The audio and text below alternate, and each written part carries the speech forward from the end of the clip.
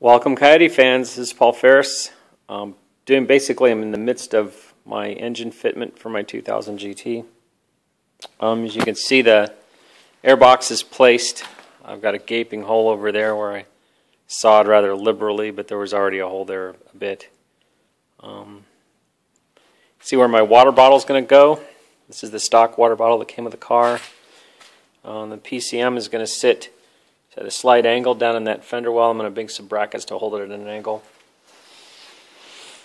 What else we have here? We have the power steering reservoir and the original fuse box, which has quite a few extra fuses for stuff that is not going to be controlled by the car. Of course, none of the hydraulic lines or the air conditioning lines are in place, nor are any of the accessories, so one of my next steps is going to be to actually mount some of the accessories on the motor, make sure that they don't collide with this, which is partly why I'm taking this video, so I can review and take a look and see, well, maybe the alternator is going to sit right where that air intake sits right there.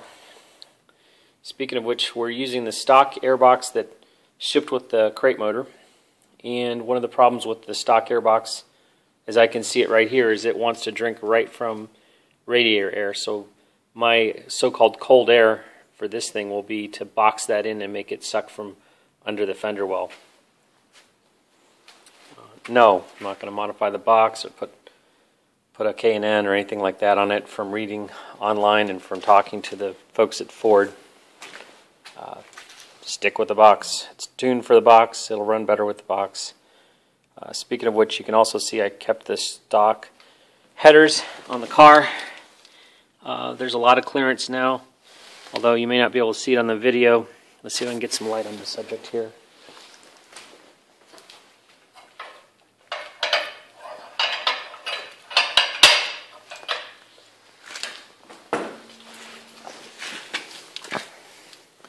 A lot of extraneous stuff here, but essentially that's the angle that the PCM is going to sit at. And you can see, if you look up under the motor, that I do have clearance for the exhaust.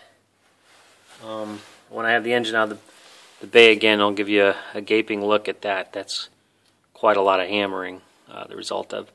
As you can see, my K-member isn't totally bolted up, but it is aligned essentially in place, which gives me an idea of where the motor is going to sit.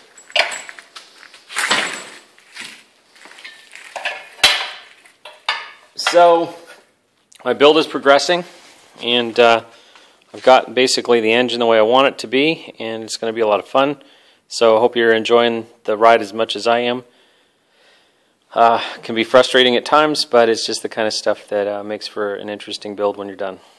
And again, I'm Paul Ferris, and if you want to know more about my build, you can go to Coyotify. That's Coyotify.com. Again, that's Coyotify.com. Thanks for tuning in.